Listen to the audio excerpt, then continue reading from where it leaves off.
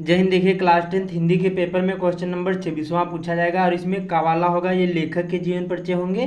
और यहाँ पर जो खावाला होगा ये यहाँ पर कवि के जीवन परिचय होंगे। इसमें लिखा होगा दिए गए कवियों में से किसी एक का यहाँ पर जीवन परिचय देते हुए उनकी एक प्रमुख रचना का नाम लिखे। और यहाँ पर देखिए 3 जीवन परिचय होंगे कवि के। इन तीनों में से यहाँ पर आपको एक का जीवन परिचय लिखना होगा और ये 5 नंबर का पूछा जाएगा। तो आज के वीडियो में यहाँ पर आप लोगों को बताने वाले हैं कि सूरदास जी का जीवन परिचय आपको कैसे लिखना है बोर्ड एग्जाम की कॉपी में, जिससे आपको फुल मार्क मिले। तो चलिए शुरू करते हैं, ध्यान से वीडियो को देखना। देखिए यहाँ पर सबसे पहले क्या करना है, और जब भी जीवन परिचय लिखोगे चाहे लेखक का हो चाहे कवि का, न्यू पेज से स्टार्ट करना है, ये नहीं आधे अधूरे से पेज से नहीं स्टार्ट करना है। तो ऊपर डालना है आपको, ऊपर प्रश्नोत्तर संख्या 26वें का खा। ध्यान रखना बोर्ड एग्जाम में काले और नीले पेन यूज करना है और प्रश्न भी नहीं उतारना, कुछ भी नहीं करना। जैसे जैसे बताऊंगा सेम इसी पैटर्न पर लिखना। प्रश्नोत्तर संख्या यहाँ पर 26वें का खा। उसके बाद में यहाँ पर देखिए 3 पूछे जाते हैं, तीनों में से जैसे हमें यहाँ पर ए वाला पता है, रोमन अंकों में हो तो रोमन अंकों में लिखना है, जैसे ABCD में हो तो ABCD में लिखना है। तो यहाँ पर ए वाला ऐसे है तो सूरदास हेडिंग डाल देना और बाकी कुछ नहीं करना है। और काले पेन से जीवन परिचय हेडिंग डालना। अभी यहाँ से शुरू करना है। ध्यान रखना बोर्ड एग्जाम में जल वाले पेन भी नहीं यूज करना है, ठीक है। तो यहाँ पर देखिए सूरदास का जन्म आगरा मथुरा जाने वाली सड़क पर रोनकता नामक ग्राम में यहाँ पर 1478 ईस्वी में यहाँ पर हुआ था।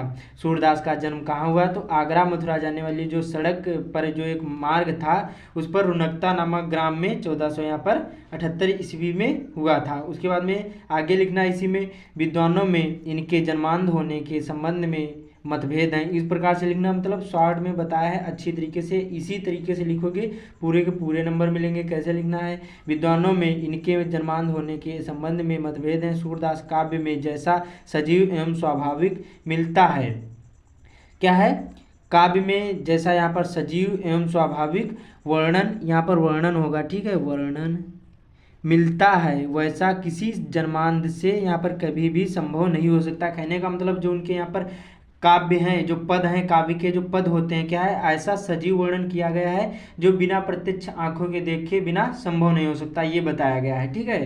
तो इसी प्रकार से ऐसे लिखना है। फिर लिखना है सूरदास यहाँ पर सारस्वत ब्राह्मण परिवार में पैदा हुए थे। जो सूरदास थे ये ब्राह्मण परिवार में पैदा हुए थे और 18 वर्ष तक यहाँ पर गांव में रहकर संगीत का अध्ययन किए।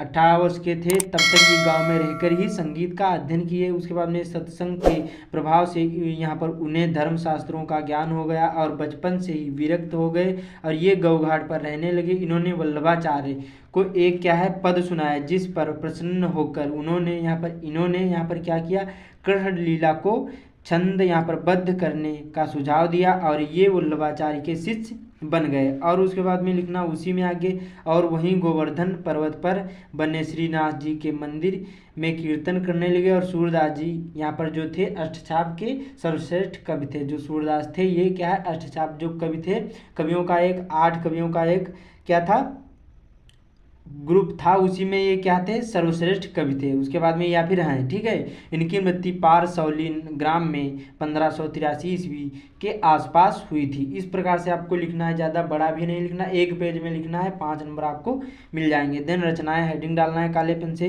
इनकी रचनाएं जैसे सूर सागर, सूर सारावली, साहित्य लहरी आदि इनकी रचना है। 1 या 2 लिख दोगे तभी नंबर मिल जाएंगे, ठीक है, छोड़कर नहीं आना। इसी प्रकार से आपको भी लिखना है बोर्ड एग्जाम में, पूरे के पूरे नंबर मिलेंगे। मैंने जैसे बताया है सेम इसी पैटर्न पर और ऐसे ही लिखना है। तो इस वीडियो को ज़्यादा से ज़्यादा शेयर कर देना।